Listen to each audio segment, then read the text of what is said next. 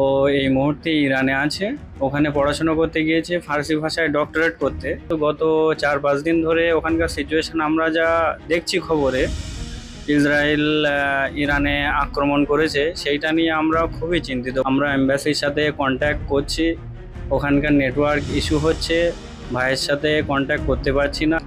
কিন্তু ওখানকার air space বন্ধ হয়ে গিয়েছে, সেই জন্যে ও মানে টোটাল আসতে পারছে না। এমবাসির লোকজন ওদের সাথে কন্ট্যাক্ট করছে, কন্ট্যাক্ট কখনো হচ্ছে কখনো হচ্ছে না।